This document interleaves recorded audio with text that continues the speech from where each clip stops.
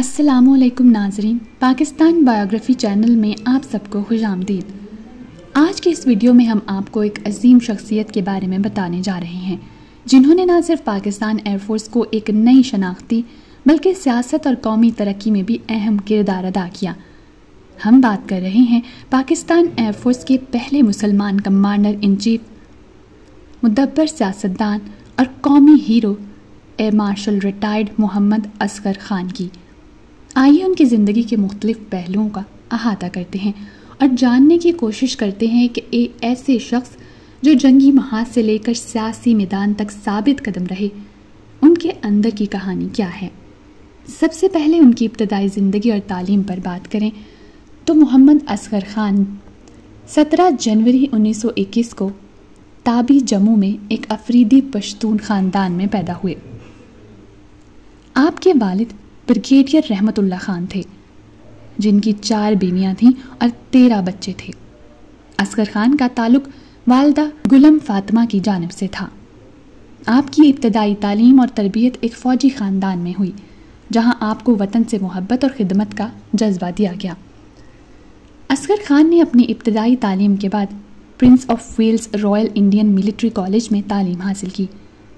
बचपन से ही उनका ख्वाब पायलट बनने का था और इसी ख्वाब को पूरा करने के लिए वो रॉयल एयरफोर्स कॉलेज क्रैनवेल में दाखिला लेना चाहते थे, लेकिन 1938 में दाखिले मुअत्तल हो गए थे। इसके बाद उन्होंने 1939 में इंडियन मिलिट्री एकेडमी में दाखिला लिया और 1940 में बैचलर के तौर पर फ़ौज में कमीशन हासिल किया। उनके नस्ली और ख़ानदानी पस मंज़र पर बात करें तो मोहम्मद असगर खान का ताल्लुक एक मोअज़्ज़ज़ पश्तून ख़ानदान से था। आपके वालिद ब्रिगेडियर रहमतुल्लाह खान एक अहम फ़ौजी शख्सियत थे और आपके दादा सरफराज खान के ख़ानदान ने तारीख़ी तौर पर सरहदी इलाकों में अस्करी खिदमात सर अंजाम दी थी। असगर खान के ख़ानदान का ताल्लुक अफरीदी पश्तून कबीले से था, जो तारीख़ी तौर पर जंगजू और दिफाई महारत में मारूफ रहा है। उनके नाना सरदार समंदर खान अफरीदी कश्मीर की फ़ौज के अहम कमांडर थे और कश्मीर की फ़ौजी तारीख़ में उनका नाम याद किया जाता है। इस पस मंज़र ने मोहम्मद असगर खान की ज़िंदगी पर गहरा असर डाला और उनके दिल में मुल्क की खिदमत का जज्बा भी पैदा किया। अगर उनकी ज़ाती ज़िंदगी पर बात करें तो असगर खान ने 1946 में अमीना शम्सी से शादी की थी, जो सैयद सलीम शम्सी की बहन। आपके 2 बेटे अली असगर खान और प्रोफेसर उमर असगर खान थे, जबकि आपकी 2 बेटियां नसरीन और शीरी थीं। उमर असगर खान का कत्ल एक पुरअसरार वाक़या था, जो 2002 के पाकिस्तानी इंतखाबात से 2 माह कबल हुआ था। इस कत्ल के बाद असगर खान गहरे सदमे में मुब्तला हुए और इस वाक़े पर मुतअद्दिद सहाफ़ियों ने भी तबसरा किया और लिखा कि हमारे आसमानों के अटल सिपाही अपने बेटे की मौत पर दिल की गहराइयों से दुख महसूस करते हैं। अगर अब उनकी तालीम और पेशा वराना तरबियत पर बात करें तो असगर खान ने अपनी इब्तदाई तालीम मुकम्मल करने के बाद बरतानिया का रुख किया था, जहां उन्होंने रॉयल एयरफोर्स कॉलेज क्रैनवेल से फ़िज़ाई तरबियत हासिल की। इस दौरान उनकी क़यादत और सलाहियतों ने उन्हें अपने हम असर अफसरान में मुमताज़ कर दिया। 1940 में वो रॉयल इंडियन एयरफोर्स में शामिल हुए, जहां उनका शुमार बेहतरीन फ़्लाइट पायलट्स में होने लगा। दूसरी जंग अज़ीम के दौरान असगर खान ने न सिर्फ जंगी महाज़ों पर शुजाआना जंग लड़ी, बल्कि उनकी कायदाना सलाहियतें भी उभर कर सामने आईं। उनकी बहादुरी और गैर मामूली सलाहियतों के बायस उन्हें तेज़ी से तरक्की हासिल हुई। उसके बाद 1940 की दहाई के आगाज़ में असगर खान ने रॉयल इंडियन एयरफोर्स में शमूलियत इख्तियार की और उनके अस्करी कैरियर का आगाज़ हो गया। दूसरी जंग अज़ीम के दौरान उन्होंने मुख्तलिफ महाज़ों पर दुश्मन का मुकाबला किया, जिनमें बर्मा और दीगर जुग्राफियाई इलाकों में होने वाली जंगें शामिल थीं। उनकी शुजाअत और हिकमत अमली ने उन्हें अपने सुपरवाइज़र्स की नज़र में मुमताज़ कर दिया और वो जल्द ही रॉयल इंडियन एयरफोर्स के एक अहम रुकन बन गए। इसके बाद तकसीम हिंद और पाकिस्तान एयरफोर्स में असगर खान की शमूलियत पर बात करते हैं। पाकिस्तान के क़याम के बाद असगर खान ने भारत की सरजमीन छोड़कर पाकिस्तान का रुख किया और जब 1947 में PAF पाकिस्तान एयरफोर्स की बुनियाद रखी गई तो असगर खान ने इस नई फ़ौजी क़ुव्वत में शमूलियत इख्तियार की। इस वक्त पाकिस्तान एयरफोर्स के पास जदीद तैयारी और आलात ना थे, लेकिन असगर खान की क़यादत में उन्होंने एयरफोर्स की तंजीम नौ की और इसे जदीद खतूत पर इस्तवार किया। और फिर Asghar Khan commander in chief Pakistan air force कैसे बने? 1957 में असगर खान को पाकिस्तान एयरफोर्स का पहला मुसलमान कमांडर इन चीफ मुकर्रर किया गया। इस वक्त पाकिस्तान एयरफोर्स के वसाइल महदूद थे, लेकिन असगर खान ने अपनी अनथक मेहनत और कायदाना सलाहियतों से एयरफोर्स की नई जहतों को मुतारफ़ करवाया। उनकी क़यादत में पाकिस्तान एयरफोर्स ने आलमी मेयार के तैयारे हासिल किए और जदीद तरबियती प्रोग्राम्स का आगाज़ भी किया। उन्होंने रिसालपुर एयर अकेडमी की बुनियाद रखी, जहां नौजवान पायलट्स को जदीद जंगी तकनीकों और तरबियत फराहम की जाती थी। उनके दौर में पाकिस्तान एयरफोर्स ने कामयाबी की नई मनाजिल तय की और उनकी क़यादत में एयरफोर्स का मेयार आलमी सतह पर बुलंद हुआ। इसके अलावा असगर खान ने PIA की क़यादत की और सिविल एविएशन की तरक्की में भी अहम किरदार अदा किया।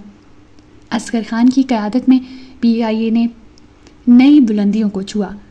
1965 में उन्हें पाकिस्तान इंटरनेशनल एयरलाइंस का सदर मुकर्रर किया गया।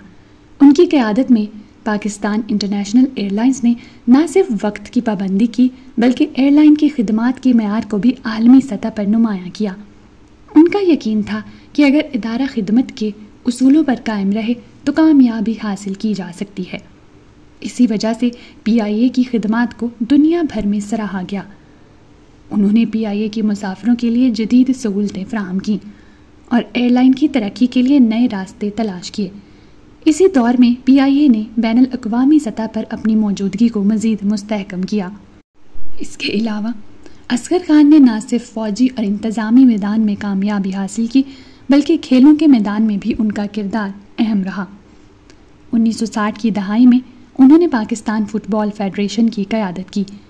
उनकी क़यादत में फ़ुटबॉल के खेल को पाकिस्तान में फ़रोग़ मिला और नए खिलाड़ियों को आलमी सतह पर खेलने के मौक़े फ़राहम किए गए।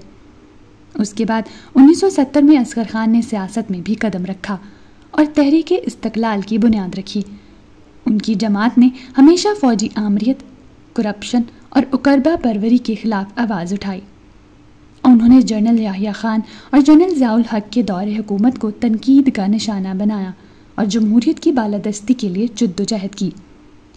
असगर खान ने हमेशा सियासत में उसूली मौक़िफ़ इख्तियार किया और उनकी जमात को इंतख़ाबात में नुमायां कामयाबी हासिल न होने के बावजूद उन्होंने जमहूरियत के लिए अपनी जद्दोजहद जारी रखी। लेकिन असगर खान की जुर्रतमंदाना सियासत की वजह से उन्हें मुख्तलिफ अदवार में मुतअद्दिद कत्ल की कोशिशों का सामना करना पड़ा।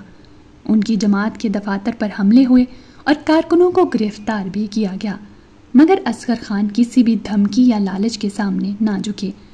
उनकी ज़िंदगी में कई ऐसे लम्हे आए जब उन पर शदीद ख़तरात मंडला रहे थे, लेकिन उन्होंने अपने उसूलों से कभी भी समझौता ना किया।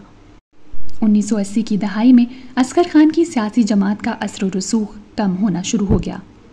1988 में उन्होंने पाकिस्तान तहरीक-ए-इंसाफ के साथ मिलकर एक सियासी इत्तेहाद बनाने की कोशिश की, मगर इख्तलाफात की वजह से ये इत्तेहाद कामयाब ना हो सका। उनकी जमात का असर वक्त के साथ कम हुआ और वो सियासत से एक हद तक किनाराकश हो गए। अगर उनकी तसनीफ़ी खिदमात पर बात करें तो असगर खान ने अपने सियासी और अस्करी तजर्बात को किताबों की शक्ल में ढाला है। उनकी तसानीफ़ में we have learned nothing from history, generals in politics शामिल हैं, जिनमें पाकिस्तान की अस्करी और सियासी तारीख़ पर गहरी बसीरत फराहम की गई है। नाजरीन, एयर मार्शल असगर खान अपनी ज़िंदगी के आखिरी अयाम में तवील बीमारी का शिकार हो गए थे। 5 जनवरी 2018 को इस्लामाबाद में उनका इंतकाल हो गया। उनकी वफ़ात पाकिस्तान के एक अजीम कौमी हीरो की कमज़ोरी का गुमास था। उन्हें हरीपुर में दफन किया गया।